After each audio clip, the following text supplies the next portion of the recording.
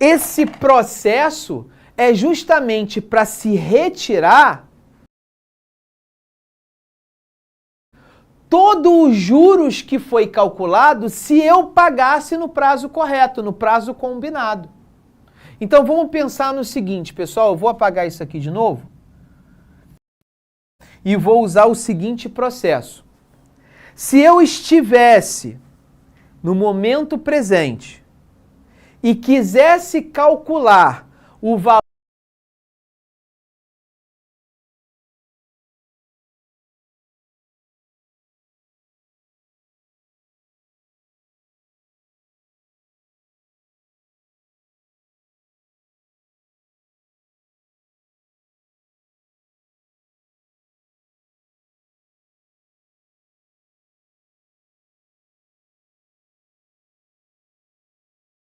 que eu deveria pagar daqui a 30 dias, esse valor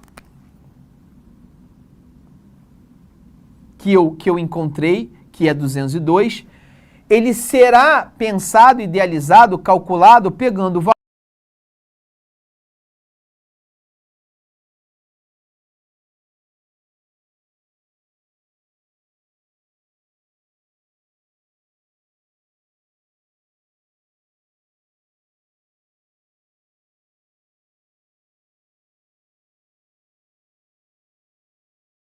valor inicial e multiplicando por 1 mais... Qual é a taxa de juros, hein?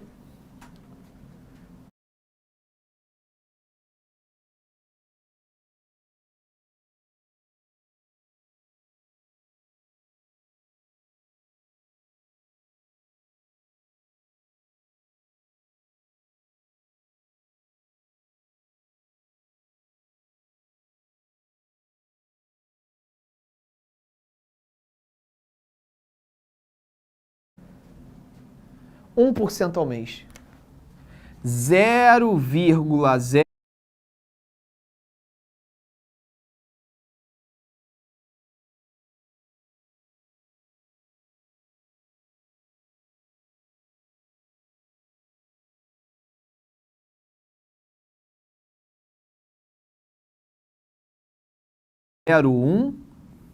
elevado a 1. Se eu pegar o valor à vista e multiplicar pela capitalização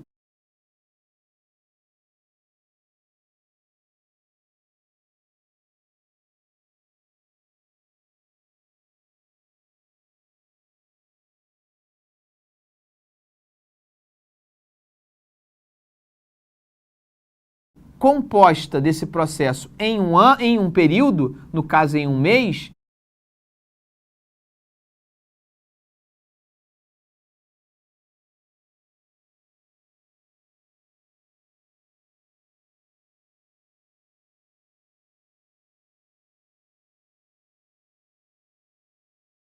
isso vai ter que gerar os R$202. Logo, olha o que vai acontecer aqui. Se eu isolar o valor que eu quero, o valor de P, esse valor será o valor futuro, o valor que eu devo pagar daqui a 30 dias, dividido, porque o que está multiplicando passa para o outro lado dividindo, dividido por 1,01. Porque 1 mais 0,01 dá 1,01. Elevado a 1 continua sendo 1,01. Quero chamar a sua atenção que esse cara aqui é o valor futuro. Quero chamar a sua atenção aqui que esse cara é o valor presente. Vou botar um pouquinho mais em cima. Valor presente. E o que é o 1,01? É a maneira como eu estou compondo a taxa de juros. No caso, né? I. Ou seja, isso, se eu pensar bem, isso acaba gerando uma fórmula, né? Valor presente. Deixa eu botar aqui. Valor presente é igual ao valor futuro dividido por 1 mais i elevado a n. Valor futuro é igual a valor presente multiplicado por 1 mais i elevado a n. Né? O que eu quero dizer é que se eu estou no momento inicial e quiser ir para o momento futuro, para o valor futuro, basta eu multiplicar pelos juros, 1 mais i. Se eu quiser retornar ao valor presente, o processo agora não é de multiplicação, é o processo inverso, é o processo de divisão. Eu pego o valor futuro e divido para encontrar o valor presente. Enquanto que eu, estando no presente e quero ir para o futuro, eu multiplico 1 mais i elevado a n. Se eu estiver no futuro e quiser regressar para o presente, eu pego o valor futuro e agora eu divido por 1 mais i elevado a n. E aí, voltando com a questão,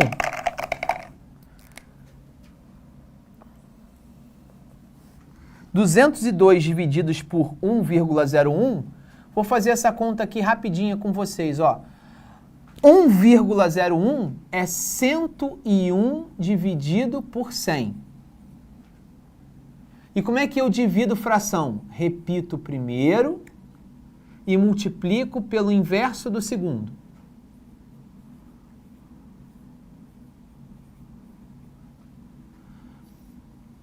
Como é que eu multiplico fração agora? Numerador com numerador, denominador com denominador. Então eu vou multiplicar 202 por 100 e vou multiplicar 1 por 101, que dá 101. Finalmente eu observo que 202 é o dobro de 101. Então 202 divididos por 101 é 2. E é por conta disso que esse valor presente é de R$200. Então, observa, né? Esse valor presente que eu encontrei, só toma cuidado com isso. Esse valor presente que eu encontrei está associado aos R$202. Mas eu não paguei só R$202. Teve uma outra parcela que eu paguei, de R$204,02. E para eu alcançar esses R$204, passaram-se 2 meses. Então, imaginando, né, utilizando a minha lógica agora, imaginando que eu já esteja no futuro e queira regredir, né, ou regressar. Ih, rapaz, agora deu tilt. Eu quero voltar, pronto, para o valor presente, o que eu tenho que fazer? Eu tenho que dividir. Se eu estou no presente e quero ir para o futuro, eu multiplico. Se eu estou no futuro e quero voltar para o presente, eu divido. Então, eu vou pegar R$204,02 e vou dividir por 1 mais 0,1, só que agora não apenas elevado a 1, mas elevado a 2, porque passaram 2 períodos. Período 1, período 2. Aqui eu elevei a 1. Aqui eu estou elevando a 2, porque eu estou no segundo período. Então, essa continha, R$204,02, dividido por 1,01 elevado a 2. É claro, é evidente que essa conta ela vai ficando cada vez mais chatinha de resolver, não tem a menor dúvida disso, tá? Esse valor P, essa conta chatinha, vai ser também igual a R$200. Fazendo essa conta, eu também chego a R$200. Eu não sei, talvez isso gere uma certa dúvida em você. Então, peraí, se apareceu 200 aqui e apareceu 200 aqui, esse valor é apenas uma conservação, uma certeza, uma confirmação que a mercadoria é R$200? Não, não, não, não. Isso significa o seguinte, isso significa que nesse primeiro valor de R$202, quando eu trago para o valor presente, esse valor é de R$200. Quando eu pego o R$ 204,02 e trago para o valor presente, significa que eu estou trazendo mais R$ 200. São valores diferentes. Eu estou trazendo os valores futuros diferentes e estou chegando ao valor presente. São valores diferentes, de tempos diferentes, de momentos temporais distintos. Então, o valor da mercadoria à vista, logo,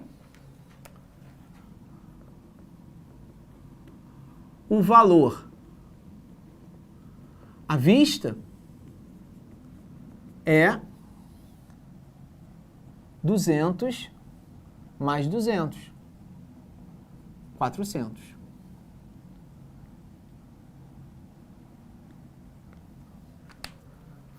E isso vai corresponder, obviamente, esse valor vai corresponder, obviamente, à letra B.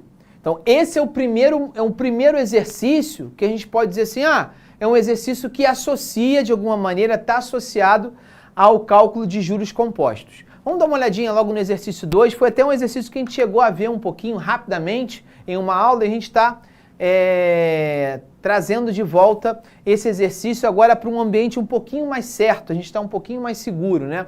Ele está dizendo que o empréstimo ele foi feito a uma taxa mensal de I%, usando juros compostos. Observa, né, que ele é bem explícito, tanto no regime de capitalização, quanto na taxa, na forma como ele representa a taxa de juros, em 8 parcelas fixas e iguais a P.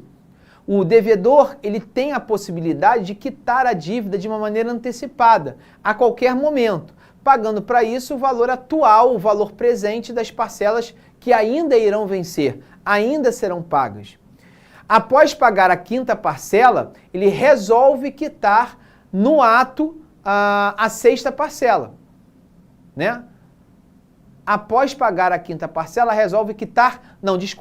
resolve quitar a dívida no ato de pagar a 6ª parcela. É uma situação diferente. Ele não vai pagar só a 6ª parcela, ele vai aproveitar que tem que pagar a 6ª parcela e ele vai pagar a dívida restante, tudo que resta, tudo que ainda é necessário pagar. Qual expressão algébrica, dentre as 5 opções aqui, representa a quitação desse empréstimo? Então, o que eu tenho que entender? Tem que se entender, exercício proposto 2,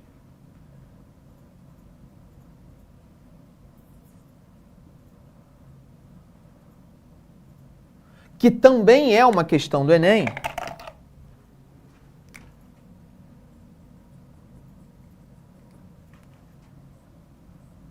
tem que se entender que, de fato, são 8 as prestações, mas ele já quitou 5. Então, de certa forma, essas 5 parcelas, se foram todas quitadas, o problema não se apresenta nessas 5 parcelas. O problema ele vai se apresentar a partir do pagamento da 5ª parcela. Então, a minha linha temporal, ela não vai aparecer as 8 parcelas. Vai aparecer as 3 parcelas que faltam ser quitadas. A parcela 6, a parcela 7 e a parcela 8. O problema me afirma que já era a hora de pagar a parcela 6. Observa isso. Ele diz para mim, após pagar a 5ª parcela, ele resolve quitar a dívida toda no ato de pagar a 6ª. Então, no momento em que era cabível a ele pagar a 6ª parcela, ele aproveitou para pagar a 7ª e a 8ª. Então, dessas 3 prestações, uma ele está pagando no momento certo. E as outras 2, a 7ª e a 8ª, ele irá pagar de uma maneira antecipada. Então, ele se vê obrigado, né? Ele se vê beneficiado, melhor dizendo, a antecipar, sair do valor futuro e retornar ao valor presente. Então, A parcela 6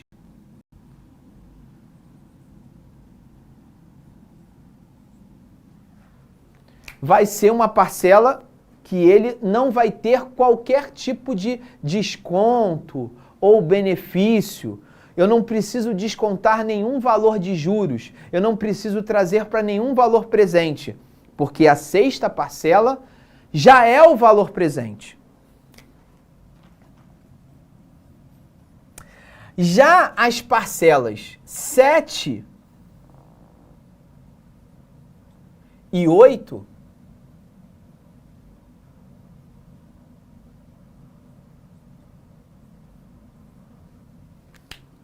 elas de fato deverão ser trazidas para o valor presente. Então, observa que nesse primeiro processo, eu estou antecipando em um período o pagamento. Então, eu vou pegar o valor futuro e vou dividir por 1 mais I. Ele fala em I%, né? Foi isso que ele falou, né? I%. I% é I dividido por 100. É I%. Elevado a 1. Elevado a 1 ou deixar assim dá no mesmo. E a última parcela dessa dívida eu vou ter que trazer para o valor presente. Para eu trazer para o valor presente, para eu trazer para esse valor presente, eu vou ter que antecipar 2 períodos. Eu vou estar antecipando 2 meses. Então vai ser o valor da parcela 8 dividido por 1 mais I%, só que agora é elevado a 2. Como o meu objetivo é querer pagar tudo de uma vez só, esses 3 pagamentos, esse valor P, esse outro valor e esse outro valor, deverão ser somados. O resultado dessa soma vai ser aquilo que eu vou querer pagar. Correto? Bom, tem P nesse termo, tem P nesse termo, tem P nesse termo. Então, utilizando aquela aulinha de fatoração algébrica, eu tenho um mesmo termo algébrico em todos os termos. Então, eu posso pôr esse termo P algébrico em evidência.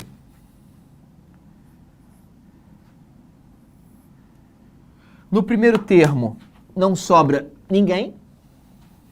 Quando não sobra ninguém, a gente põe 1.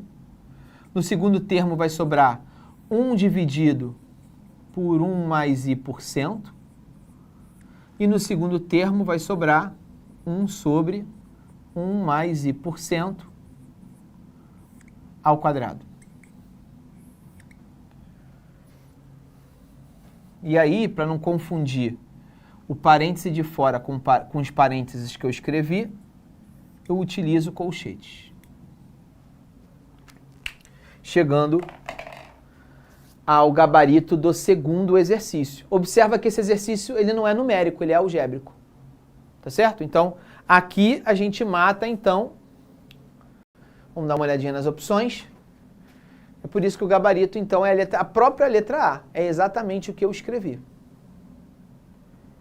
Tá certo? Observa que são 2 exercícios que envolvem juros compostos, mas trabalham com um conceito que a gente não abordou no primeiro tempo de aula, que é o conceito de valor futuro e de valor presente.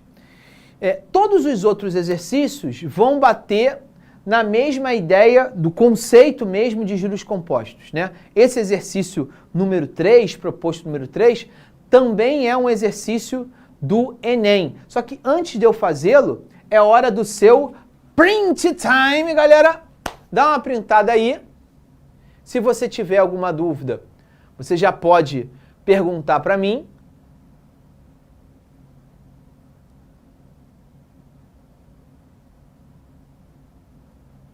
Legal? Beleza, vamos então para o próximo exercício.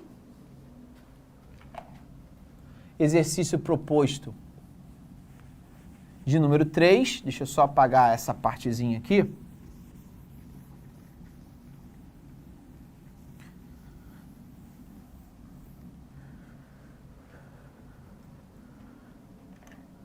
Deixa eu pegar aqui um apagador raiz.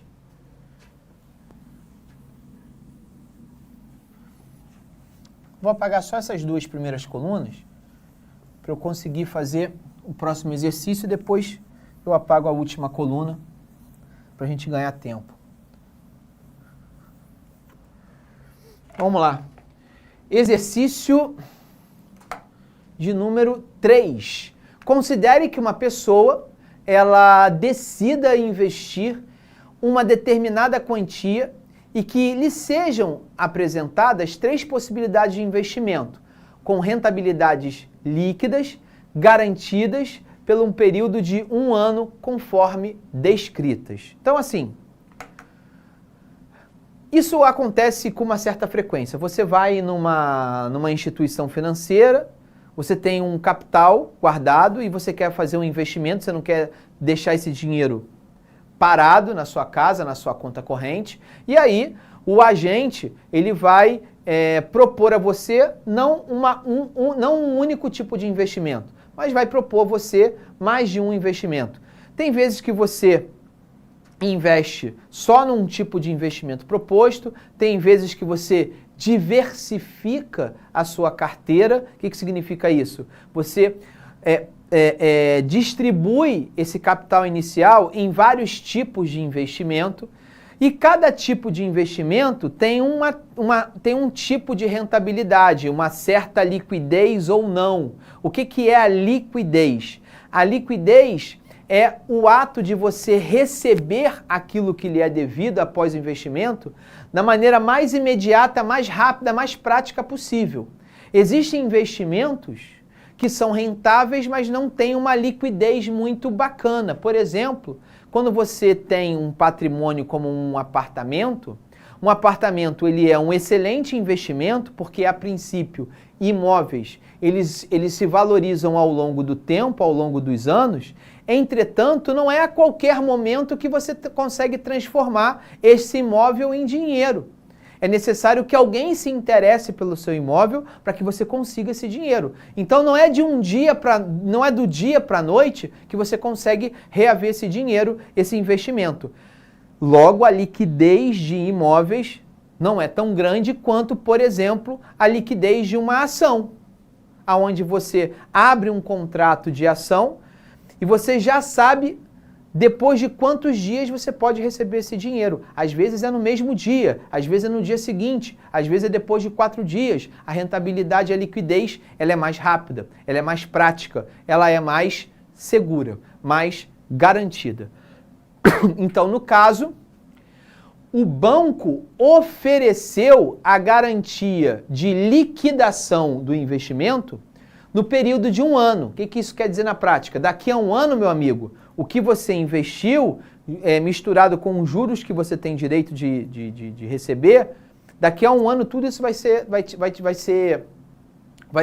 retornado a você. Não vai existir dúvida, não vai ter BO, não vai ter caô, não vai ter treta. Esse dinheiro vai ser seu.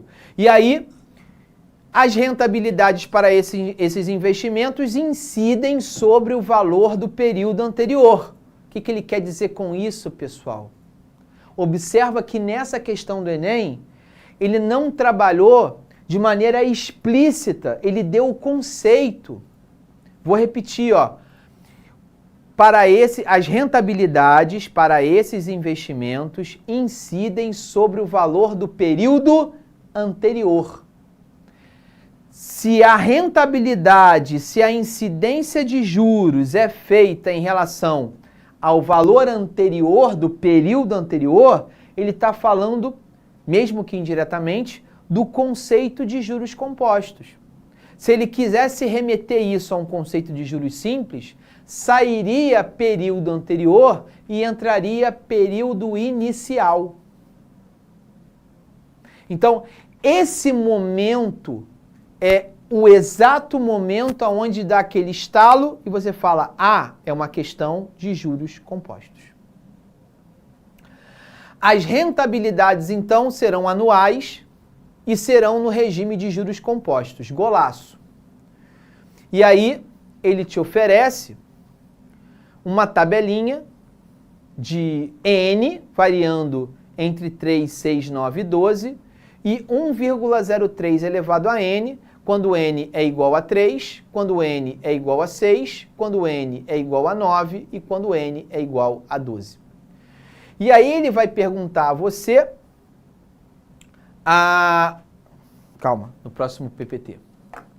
Para escolher o investimento com a maior rentabilidade anual, essa pessoa, ela deverá, e aí você tem uma série de opções, onde essas opções, se você ainda não leu, ele vai dizer que ou a A, ou a B, ou a C é mais rentável, ou que as três são iguais, ou que duas delas são iguais e uma é diferente. Aí ele vai fazer um jogo matemático financeiro para você saber qual é a opção correta. Então, vamos voltar lá.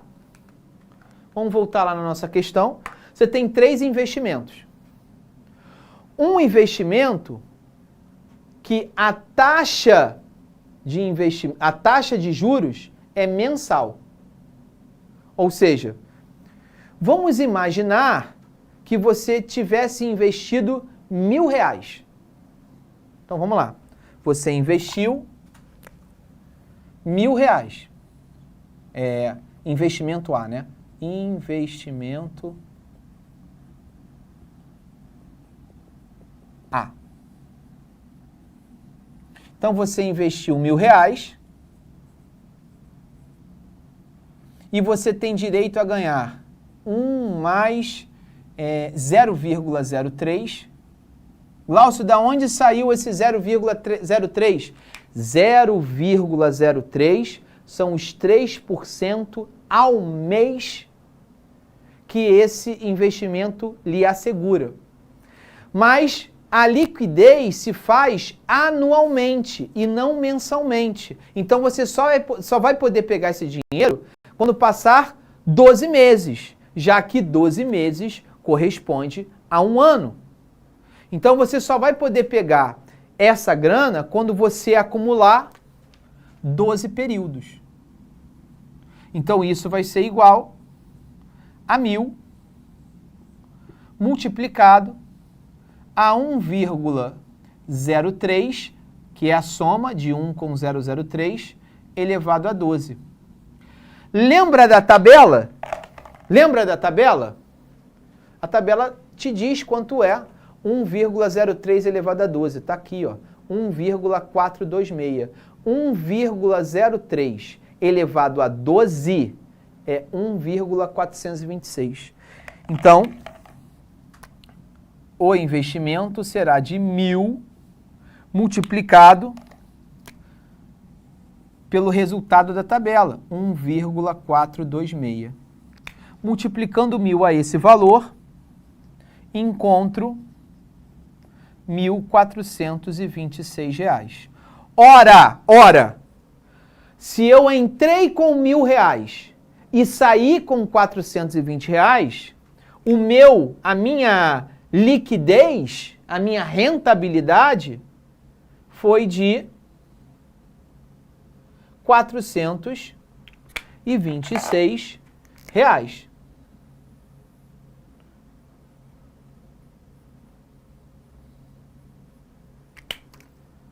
Tá certo ou não?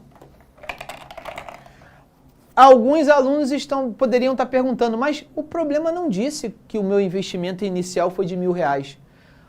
Velhinho, da onde você tirou esse número? Esse número, ele é totalmente aleatório. É um número que eu pus, porque todo esse valor que eu pus no investimento A, eu vou comparar no investimento B e eu vou comparar no investimento C. Então, não importa o valor que eu estou iniciando no processo. Desde que eu utilize esse mesmo valor inicial para os 2 outros investimentos, não vai me interessar muito o quanto que eu iniciei o processo. Eu optei pelo valor de R$1.000 porque R$1.000, sendo um múltiplo de 10, ele vai me possibilitar experimentar o menor número de contas desnecessárias possível. Ou possíveis. Hoje não tá bom não, hein? Investimento B. Investimento B. Vamos para o investimento B.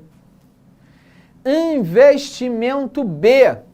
36% ao ano. Opa, golaço. É o mais rápido possível. Porque nesse investimento eu entro com R$1.000 e o banco me oferece 36%. 36 centésimos. Justamente no período onde eu vou liquidar o meu investimento. Passado um ano. Então, se eu pego 1.000 e multiplico por 1,36, eu encontro como resposta R$1.360. E se meu capital inicial foi de R$1.000, obviamente que a minha rentabilidade foi de R$360.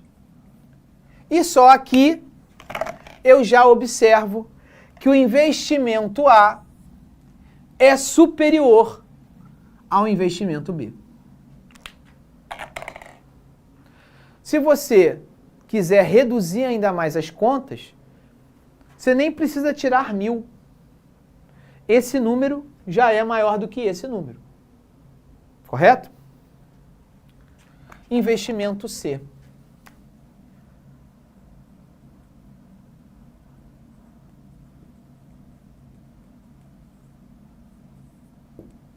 O investimento C, vamos dar uma olhadinha, corresponde a 18% ao semestre. Ora, um ano tem 2 semestres. Então, R$1.000 multiplicado por 1 mais 0,18 elevado ao quadrado. Ou seja, 1.000 multiplicado por 1,18 ao quadrado. Aqui, pessoal, não vai ter saída. E toma cuidado, apesar do Enem propagar a ideia de que não existe pegadinha nas suas provas, e de fato não existe, ou pretende-se não fazer pegadinha. Só que você precisa entender que esse 1,18 elevado a 2, ele não consegue ser calculado utilizando algum desses termos da tabela. De repente, alguém poderia achar que 0,18, por ser múltiplo, né, 18 ser múltiplo de 3, 0,18 poderia se associar a algum elemento dessa tabela aqui, e isso não vai acontecer. Então, você vai ter que calcular esse 1,18 elevado ao quadrado, né? Então, quando você pega 1,18 e eleva esse termo ao quadrado, 1,18 e eleva ao quadrado, eu já fiz essa conta, estava fazendo agora. Isso dá 1,3924. 1.000 vezes 1,3924. Então, esse valor vai ser igual a R$ 1.392,40. É isso? É isso.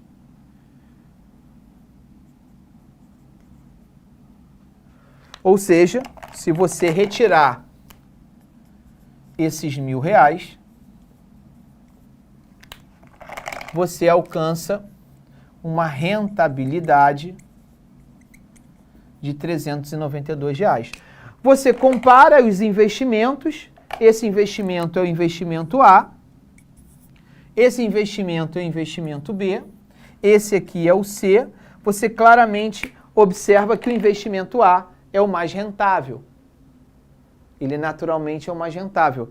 E é por isso que o gabarito dessa questão é justamente a letra C, né? Eu escolho o investimento A, pois a sua rentabilidade anual ela é maior que as rentabilidades anuais, tanto do investimento B quanto do investimento C. Fez essa questão, observa que se utilizou juros compostos, observa que os cálculos eles ficam um pouquinho mais difíceis do que o cálculo dos juros simples, mas também não é nada de outro mundo, dá para fazer na moral, dá para fazer de boa os exercícios. E aí, por conta do tempo, eu estou fechando a minha aula agora, mas os exercícios de juros compostos não terminam aí. Devo lembrar, meu coordenador já me avisou, que a gente está muito próximo das aulas de atualização. E nessas aulas de atualização, já que eu vou ter que revisar conceitos de matemática financeira, de função exponencial, de logaritmo, a gente vai misturar tudo isso e trabalhar com várias questões que vão mexer com todos esses assuntos ao mesmo tempo agora. Beleza, galera? Então é isso. Um forte abraço, valeu! Tchau! Assista nossas aulas a hora que você quiser. Vem com o Pro, o cursinho online que mais aprova no Enem. Assine em proenem.com.br. We gotta celebrate the beauty of the world that